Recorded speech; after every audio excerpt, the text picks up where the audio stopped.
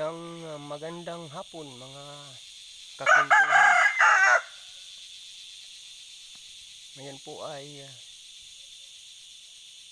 kamusta po muna sa lahat. So ngayon lang po ako nag-post sa aking YouTube account. Ngayong malalaki na yung aking tanim na kakao. So ito yung papamagatan kong paano ba maging success sa pagtatanim ng kakao. Hali kayo mga kakwentuhan at daanan natin yung mga tanim kong kakao.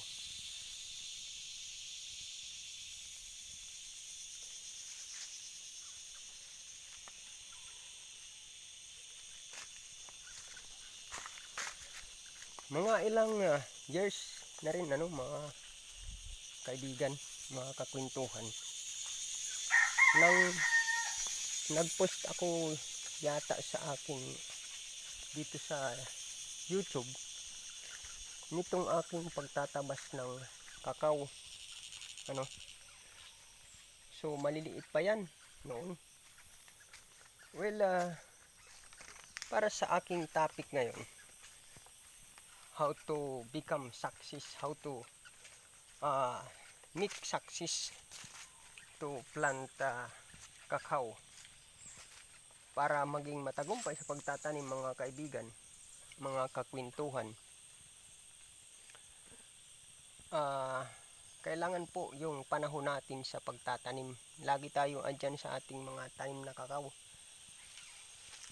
Kailangan pinupuntahan natin yan, nililibot, tapos tinitingnan kung ano yung mga problema sa kakao.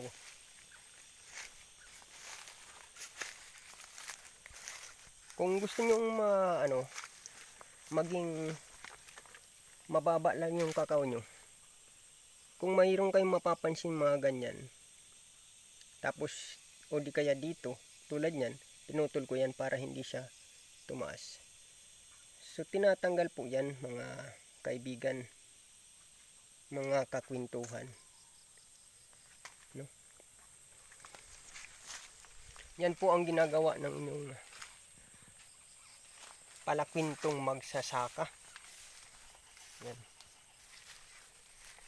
Tapos tulad yan, medyo masukal na, kailangan na yan tabasan. Kaya lang meron pa akong ibang ginagawa mga kakwentuhan, kaya di ko pa yan napupulot. Pero yung iba naman ay okay pa naman. So ayan na mga kakwentuhan yung aking pinaghirapan noon. So patuloy pa rin yan hanggang ngayon yung aking pagme-maintenance dito sa aking mga tanim na kakao.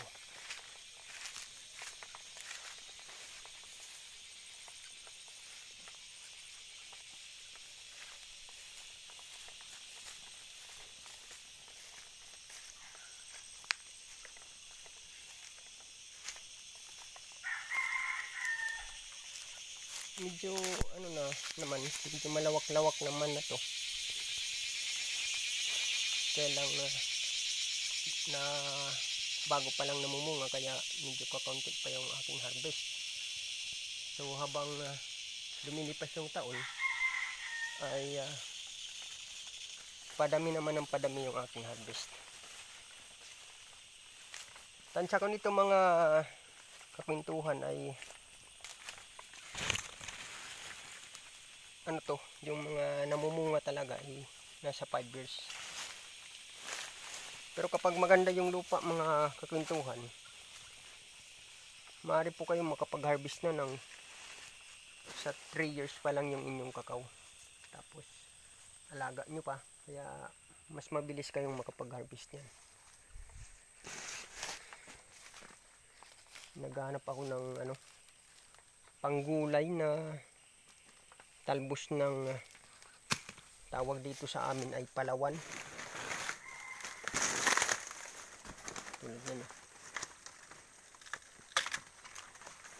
pang ulam na naman mamayang gabi, kaya bukas. Ayan o. Yan yung mga talbos.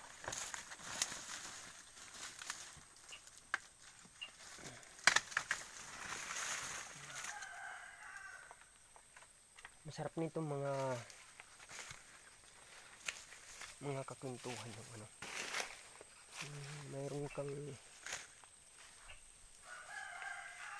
kalamansi. Kaya dito sa amin yung libas. Yung kahoy na maasim yung dahon.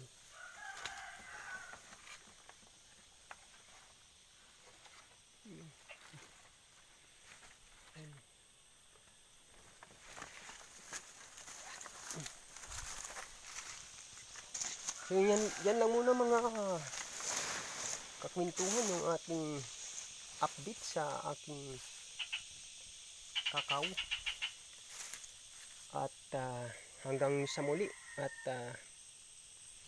humingi din po ako ng paumanhin.